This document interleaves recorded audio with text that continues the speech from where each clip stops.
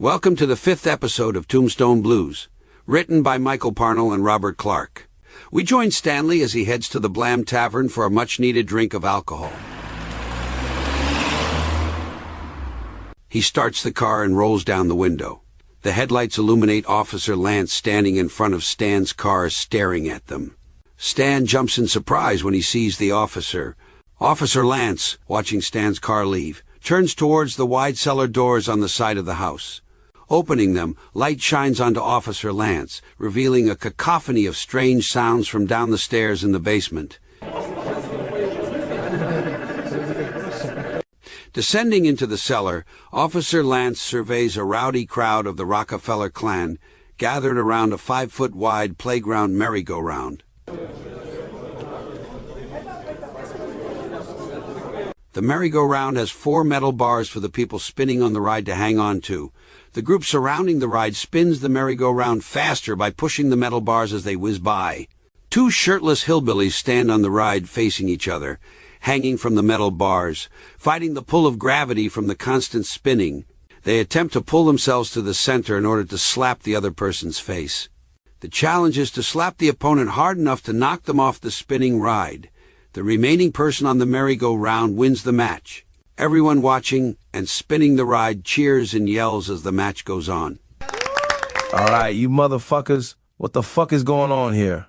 The officer begins to pull off his shirt. Listen up, you group of losers. Your slap champ is here. Lance walks through the crowd, shoving his large hands into a basket filled with chalk. The surrounding hillbillies grease up his arms and back as he prepares to join the next slap fight. Come on, you stupid shitheads. The officer helps spin the merry-go-round and yelling at the 2 men on the ride.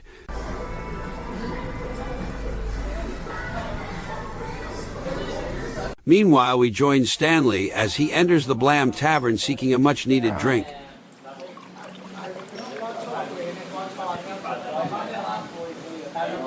Stanley walks up to the bar, and the bartender greets him. Hello there, stranger. You must be new in town? Hello there. Yeah, I moved down from up north, and it's my first time down here. I inherited the motel up the road. Oh, the quaint Lugan? Yeah, from my Uncle Skip. Yes, Skip Rockefeller. Right? I knew him. Did he come in here much? Yes, he sure did, like most of the Rockefellers. Several of them got banned from coming in here, though. Rough crowd. Really? Why? Well, some of them are, I'm not sure how to say this nicely. I won't be offended, just say it. Well, let's just say liquor is not their friend, with some mental health issues. You seem different than your relatives, though. Stanley nods, reaching into his pocket for money. It's the first time I met my so-called relatives. I can't believe I am related to that group of freaks. Don't worry about paying this round. What are you talking about? Well, I can feel your pain. Plus, we're promoting a new type of liquor. If you let us film your reaction to drinking it, then we will give you a couple of shots on the house. No charge. Okay, I'll give it a try. What is it called? It's called Sure Thing. The bartender grabbed a bottle labeled Sure Thing and filled a shot glass in front of Stanley, looking straight into a camera filming the interaction. This stuff makes everyone look stunningly beautiful. It can't be different than any other new booze? Just look around the bar before you shoot it. Stanley turned and surveyed the patrons sitting around the bar. The clientele consisted mostly of women, and found not one of them remotely attractive. Turning back to the bartender, Stanley nodded down the shot with his eyes closed and opened them, looking straight at the bartender. Still feel the same. I know, but now look around. Stanley snickered and turned back to look at the people. What in tarnation? The whole place was now filled with beautiful young women, all smiling at him. Stanley rubbed his eyes in disbelief, standing with his mouth agape. Stan turns back to the bar, where the bartender now appears to be a shirtless Adonis with wind blowing through his hair. Give me one more shot and a beer. I told you so. The bartender looked straight into the camera with a light breeze blowing his hair. When you're drinking Sure Thing, you will let any butterface Bertha sop up your seed.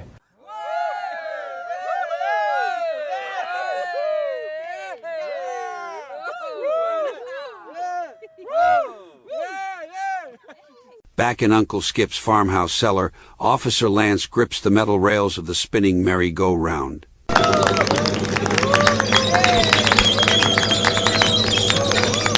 His opponent, a short, chunky, balding old man, staring straight back at him. I have you, old man. As the merry-go-round is spun faster, they battled against the pull of gravity, attempting to slap each other. Lance threw an open hand, missing, while the old man landed a solid smack on Lance's face. Lance struggles to hold on, his advances repeatedly missing. Finally, with a determined look, Lance pulled himself back close to the center of the spinning ride. I am not the one going down tonight, old man. With a fierce resolve, Lance lunges forward, releasing his grip on both hands. With great effort, he slaps both of the old man's cheeks simultaneously. The old man flies back, trying to hang on to one of the metal rails. Then, losing his grip, he falls into the crowd. In the dimly lit cellar of Uncle Skip's farmhouse, Officer Lance Timbrel pulled himself to the very middle of the spinning merry-go-round. His grip was firm, and his confidence is unshakable. No one can swap slaps with the one and only ultimate slap master. He holds his arm up in the air, claiming victory over his battered opponent. Meanwhile, at the Blam Tavern, Stanley Peuter walked through the bar in what seems to be slow motion just to him. The effects of the sure-thing liquor have changed the way Stan sees things, and he starts to walk through the bar, his eyes locked onto a beautiful brunette woman, seductively sucking a lollipop, looking right at him.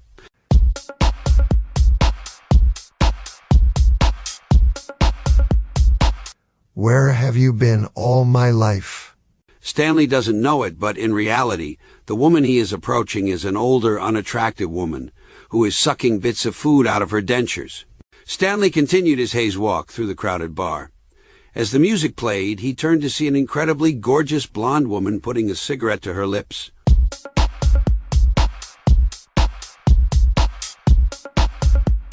Making a suave move, Stan pulled out his gold lighter, ready to offer a light. What he can't see is the reality of the situation. The gorgeous blonde was actually a homeless-looking woman with very few teeth. She is huffing on a crack pipe he is now lighting for her. Finally, Stanley reaches a booth at the back of the bar. He sits beside a gorgeous brunette, while an equally stunning blonde sits across from them. Stanley's smile widened as he noticed the lines of cocaine laid out on the table. He bent down and started to snort one. The reality he is unaware of is that the brunette he sat beside is a blow-up doll and isn't a real woman. The blonde across from them is incredibly disgustingly unwashed. She was obviously extremely overweight at one time and had liposuction from everywhere on her body. She didn't get the skin cut off after the operation and has too much extra skin hanging down all over her body. Her skin flaps hang out and drag on the floor when she walks. The skin flap hanging from her chin grazes the table as she talks to Stan. I think that's someone's drool or spit. You shouldn't snort it. Stan is so diluted on this new booze he doesn't even hear her talk. He then grabs her by the hand and takes her to the dance floor to dance to the music that is playing in his head.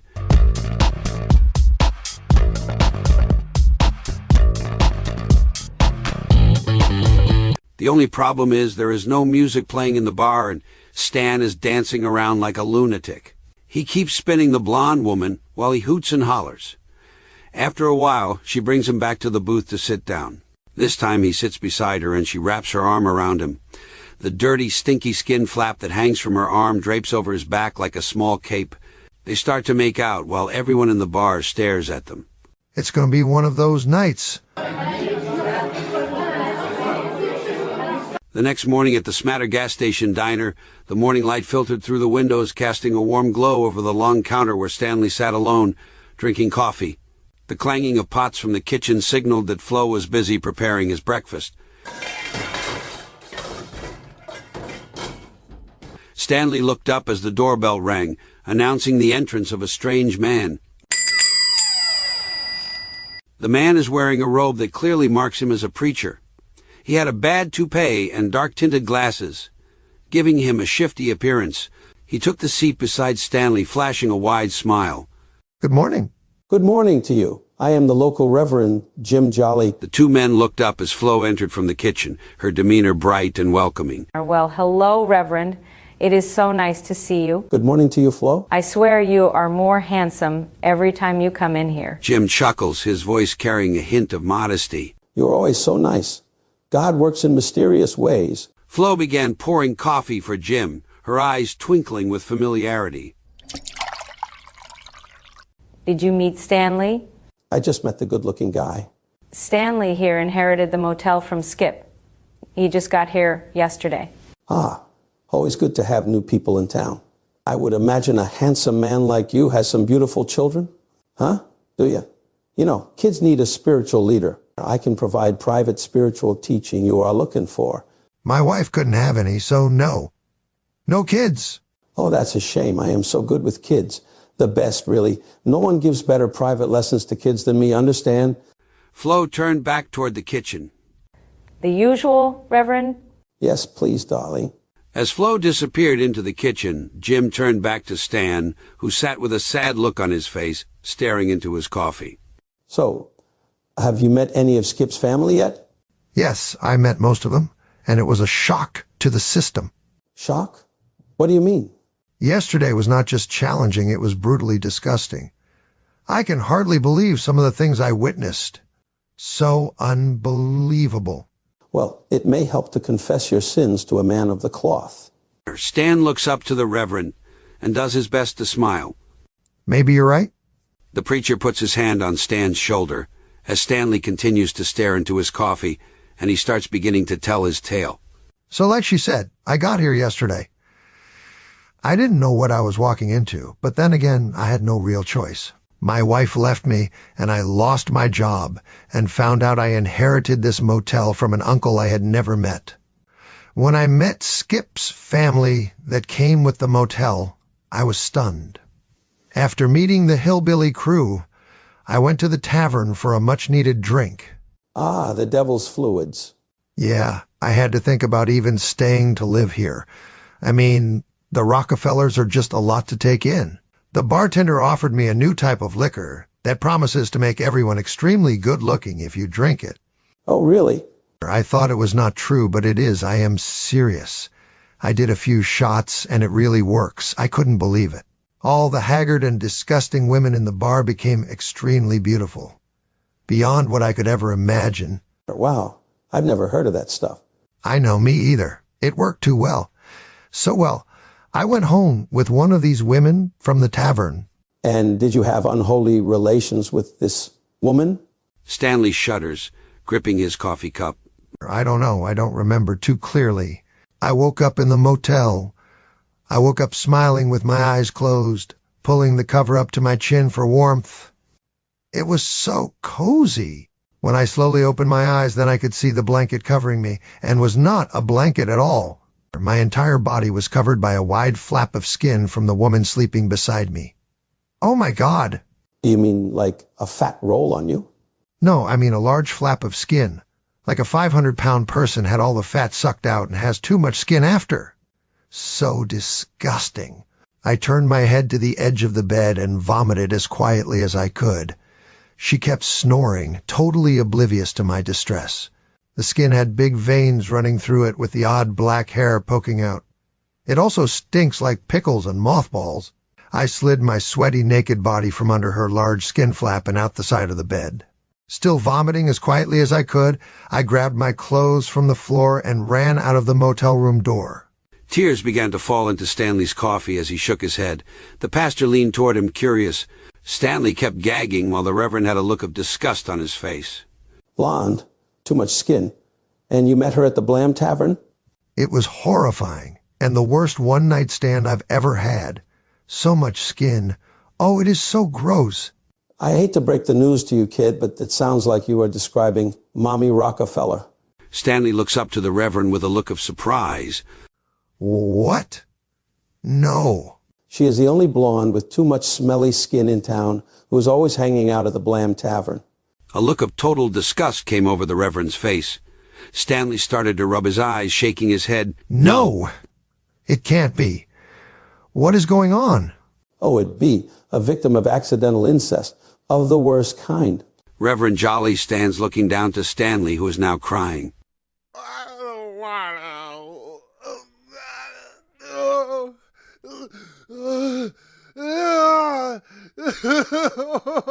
Listen, kid, a little advice. Forget you know me, and don't set foot in my church, okay?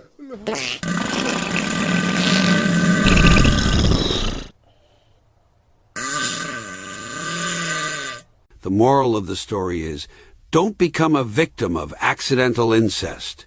Thank you for listening to the wonderful story, Tombstone Blues. More beautiful stories are coming soon. Take care.